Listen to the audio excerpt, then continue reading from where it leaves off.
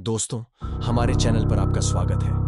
हमारे चैनल पर आपको भूत पिशाच चुड़ैल भूतिया महल जैसी डरावनी कहानी सुनने को मिलेगी। मल्टीनेशनल कंपनी में ब्रांच मैनेजर की जॉब करता था। एक दिन मयंक को ऑफिस से घर जाने के लिए लेट हो गया था। सर्दी की मौसम होने के कारण रात भी जल्दी हो गई थी। ठंड भी बहुत शुरू हो चुकी थी। रास्ते में चलते चलते मयंक को अचानक एक आवाज सुनाई दी, रुक जाओ।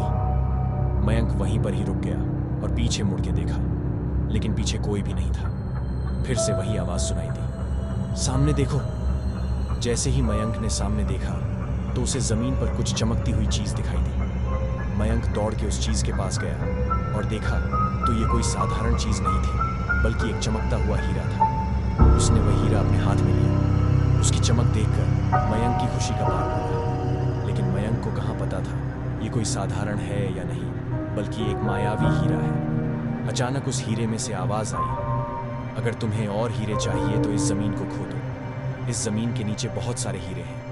मयंक खुश हो गया। उसने उस हीरे को अपनी जेब में डाला और जमीन खोदना शुरू किया। करीबन 2 फीट खोदकाम करने के बाद अचानक मयंक डर के मारे चिल्लाने लगा। इसके कारण उसका संतुलन खो गया और जमीन पर गिर पड़ा, क्योंकि उस गड्ढे में से हीरे मोती नहीं, बल्कि किसी इंसान का कटा हुआ सर मिला। अचानक वह सर हवा में उड़ने लगा और बोला, डरो मत, मैं तुम्हें कोई हानि नहीं पहुंचाऊंगा।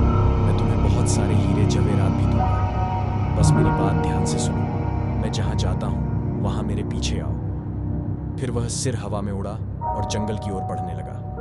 करीबन 1 किलोमीटर चलने के बाद वह सिर रुक गया। मयंक भी रुक गया।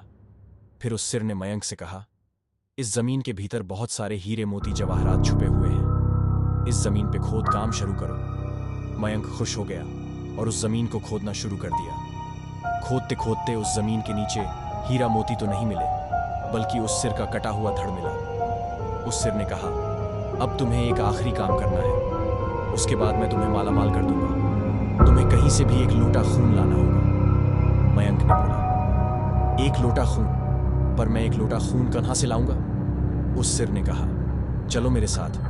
वो डरावना चेहरा मयंक को साथ लेकर थोड़ी दूरी पे गया। वहां उसे एक इंसान को जाते हुए देखा। वो सिर बोला, उस इंसान को मारकर उसका खून ले आओ। मयंक डर गया और बोला, नहीं नहीं, ये मुझसे नहीं होगा। मैं ये नहीं कर सकता। अगर तुमने यह काम नहीं किया तो मैं तुझे बहुत बड़ी मुसीबत में डाल दूंगा। फिर तुम्हारी पूरी जिंदगी नर्क बन जाएगी। मयंक ने हाथ जोड़कर उसे कहा, मुझे माफ कर दो। अगर मैंने उसे मार तो मुझे पुलिस गिरफ्तार कर देगी और मुझे जेल जाना पड़ेगा। उस सिर ने अपने तंत्र मंत्र की शक्ति से एक छुरी और लोटा प्रकट किया और गुस्से से बोला, अगर तुम मेरा यह काम नहीं करोगे तो मैं तुम्हारे पूरे परिवार को मौत के घाट उतार दूंगा। मयंक ने मजबूरी में आकर उस आदमी को मार डाला और उसका खून लेकर उस सिर के पास गया।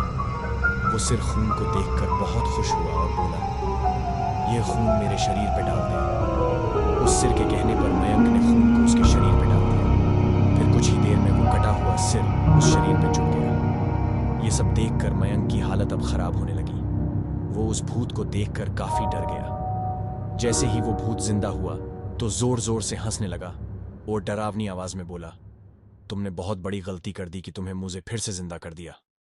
अब मैं सिर्फ तुम्हें ही नहीं बल्कि इस पूरे शहर को मौत के घाट उतार दूंगा। डर के मारे मयंक के मुंह से आवाज भी नहीं निकल रही थी। वो अपने जान बचाने के लिए वहां से दौड़ा, लेकिन उस भूत ने छलांग लगाकर मयंक को जमीन पर गिरा दिया और बोला, मुझे बहुत भूख लगी है, अब मैं तुम्हारा मांस खाऊंगा। जैसे ही उस भूत ने मांस खाने के लिए आगे बढ़ा कि तुरंत ही उसका सिर धड़ से अलग हो गया। मयंक समझ नहीं पाया कि आखिर यह चमत्कार हुआ कैसे। जब मयंक ने पीछे मुड़कर देखा तो एक अघोरी बाबा खड़े थे।